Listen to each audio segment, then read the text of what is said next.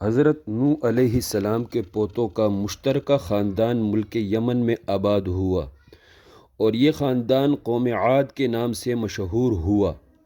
جب یہ قوم ظلم و گمراہی میں ڈوب گئی تو ان کو دعوت حق دینے کے لیے اللہ پاک نے حضرت ہود علیہ السلام کو بھیجا۔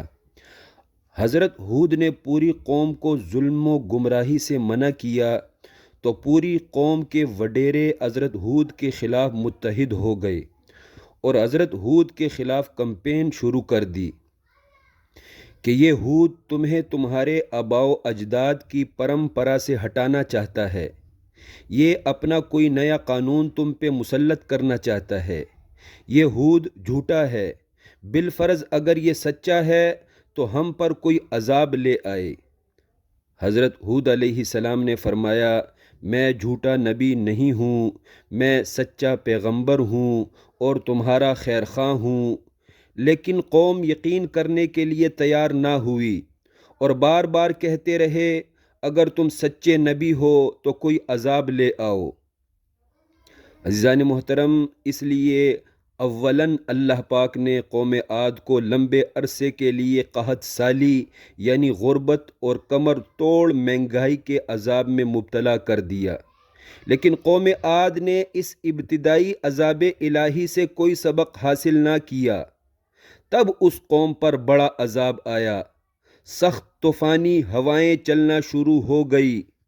وہ بے رحم طوفانی ہوائیں مسلسل 8 دن تک چلتی رہیں۔ ان طوفانی ہواؤں نے ظالم قوم عاد کو تباہ و برباد کر دیا۔ صرف حضرت ہود اور ان کے مسلمان ساتھی ان طوفانی ہواؤں سے محفوظ رہے، صحیح سلامت بچ گئے۔ عزیز ساتھیوں، اس واقعے سے واضح ہوا انسانوں کے لیے صرف وہ مصیبت عذاب الہی ہے جس سے انسان سبق حاصل نہ کرے، اپنی غفلت سے باز نہ آئے۔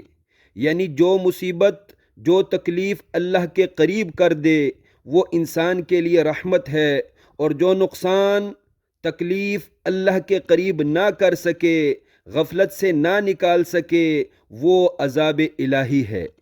اس بات کو ایک سوال و جواب سے مزید آسان کر کے سمجھتے ہیں۔ سوال یہ ہے، کیا موجودہ کمر توڑ مہنگائی ہمارے لیے عذاب ہے یا رحمت؟ عزیز ساتھیوں، پریشانی کے بارے میں، کسی بھی مصیبت کو سمجھنے کے بارے میں ایک ضابطہ سیکھ لیں۔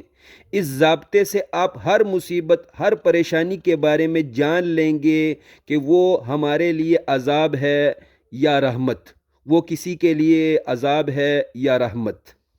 اس ضابطے میں پوچھے گئے سوال کا جواب بھی آپ کو مل جائے گا۔ ضابطہ یہ ہے کہ ہر وہ مصیبت جو کسی کو اللہ کے قریب کر دے، برائیاں چھڑوا دے، وہ مصیبت یقیناً اس انسان کے لیے رحمت ہے۔ لیکن وہ مصیبت جس سے برے انسان کی حالت نہ سدھرے، اس مصیبت کا سامنا کرنے کے بعد بھی برا انسان اپنی برائیوں سے توبہ نہ کرے، تو وہ مصیبت اس برے انسان کے لیے عذاب و سزا ہے۔ اس مصیبت سے برے انسان کو چونکہ کوئی فائدہ نہیں ہوا، اس لیے اس کے حق میں وہ مصیبت ہے، واقعی اصلی خالص مصیبت ہے اس کے حق میں۔ لہٰذا بیان کے آخر میں لوگوں سے میں اپیل کرتا ہوں، مہنگائی کے اس دور میں فضولیات اور ممنوعات چھوڑ کر وہ وقت رزق حلال کمانے میں اور اپنی حالت سدھارنے میں گزاریے تاکہ موجودہ مہنگائی ہمارے لیے باعث رحمت ہو جائے۔